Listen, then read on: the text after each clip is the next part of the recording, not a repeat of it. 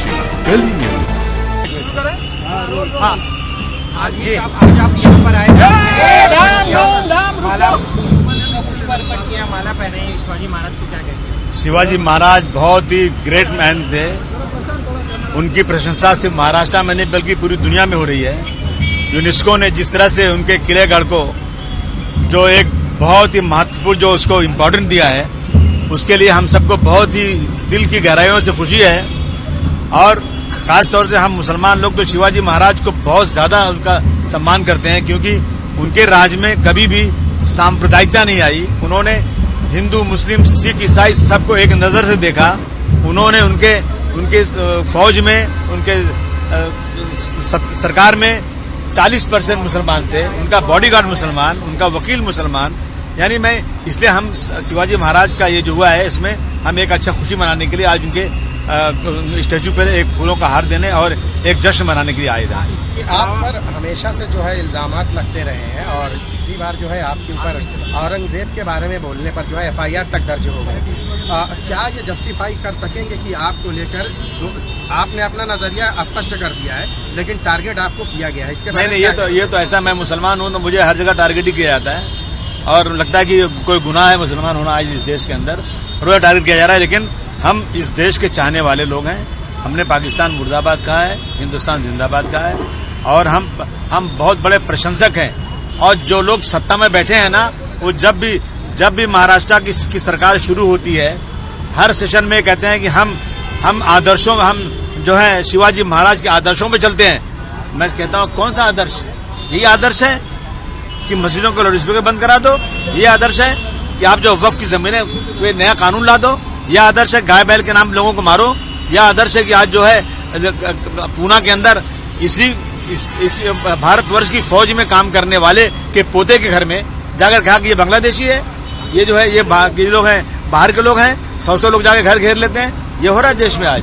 मैं समझता हूं कि हमें किसी को सर्टिफिकेट देने की जरूरत नहीं है। हम इस देश के चाहने वाले हैं और हम शान के साथ कह सकते हैं कि हम छत्रपति शिवाजी महाराज के अनुयायी हैं और उनको हम बहुत ज्यादा दिल की गहराई से उनको इम्पोर्टेंस देते हैं। आखिरी साहब, सरकार ने कहा था हम सीमेंट की सड़कें बनाएंगे ताकि ये गड्ढे नहीं हो, लेकिन इसी मुंबई में पहली मौत हुई है गड्ढे में गिरने से।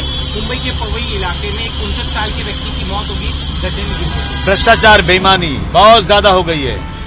राजीव गांधी ने 1984 में कहा था कि सरकारी खजाने से पैसा निकलता है 100 रुपया तो 85 रुपया भ्रष्टाचार में जाता है। मुझे लगता है और ज्यादा बढ़ गया है। सरकार ने जो रूल बनाया, बहुत अच्छा रूल बनाया, सीमेंटेड रूल बनने की, लेकिन जो कॉन्ट्रैक्ट जिसको मिलता है, जितने ऑफिसर हैं ऊपर से लेकर नीचे तक सबको कमीशन चाहिए। सरकार सड़क सही बने या ना बने, लेकिन कमीशन चाहिए। सरकार को इसके ऊपर देशद्रोह का कानून लागू, जिस तरह से उन्होंने नक्सलवादियों के लिए कानून बनाया, जो देश को चौपट कर रहे हैं, जो देश की सारी संपत्ति को बर्बाद कर रहे हैं, उनके खिलाफ कानून बनाओ और उनको ऐसे कानून बंद करो ताकि भ्रष्टाचार और बेईमानी खत्म हो और जो है डेवलपमेंट के काम सही तरीके से हो। सड़क से गिरने, खड्डे में गिरने से मौत, इसके लिए सरकार जिम्मेदार है? अब बाबू का जिक्र करने 101% जिम्मेदार है सरकार, बिल्कुल जिम्मेदार सरकार उसकी है। सरकार को उससे मुआवजा देना चाहिए और जो गाड़ियां खराब होती हैं गड्ढे में गिर करके, उन सबको सरकार जो मुआवजा देवे और जिम्मेदारी लेवे कि हाँ भाई हमने कॉन्ट्रैक्ट दिया था, हमारी जिम्मेदारी है। उनके इंजीनियर हैं चारों तरफ बैठे हुए, उनकी जिम्मेदारी देखने की है, तो उसमें इनको पेनल्टी मिलना चाहिए, इनको सजा होना चाहिए। इसके अलावा लाड़की बहन योजना में जानकारी समेत 14,000 पुरुषों ने उसका लाभ उठा लिया था। अब सरकार वो कह रही कि 56 लाख महिलाएं, कुछ महिलाएं उनके नाम भी कटेंगे जिन्होंने इसका गलत इस्तेमाल किया था। अजीत गडकरी का कहना है। अच्छा, जब काम हो गया, पैसा मिल गया, सत्ता में आ गए, तो अब सब इंक्वायरी कर रहे हैं। पहले इंक्वायरी करना चाहिए।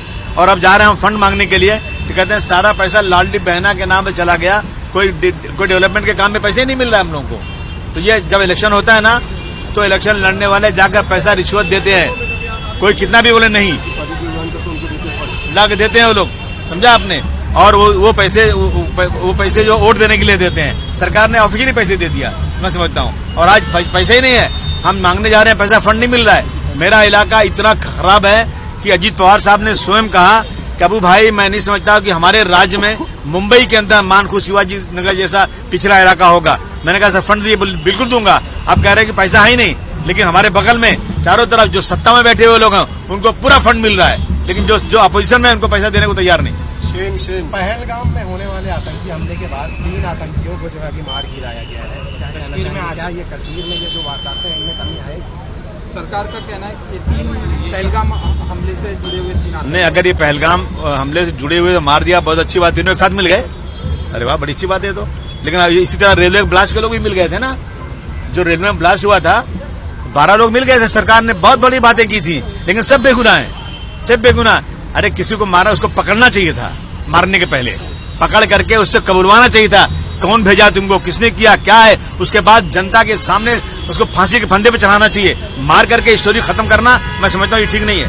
आतंकवादी गोली चला रहे थे सैनिकों पर, इसीलिए एनकाउंटर हुआ। नहीं, ठीक है, एनकाउंटर इस तरह हुआ तो ठीक है, लेकिन सच्चाई सामने नहीं आ पाई ना। कैसे मान जाए हम कि वही थे आतंकवादी?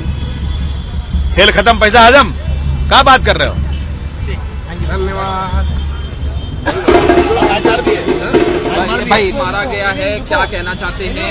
ये कहा जा रहा है कि पहलगाम हमले से जुड़े हुए 3 आतंकवादी थे, क्या कहना है? पार्लियामेंट में इसके ऊपर चर्चा भी चल रही है जोरदार तरीके से, और आज ही मिल गए, आज मार दिया उसको, अभी तक नहीं मिल रहे थे, इस पे भी चर्चा होना चाहिए।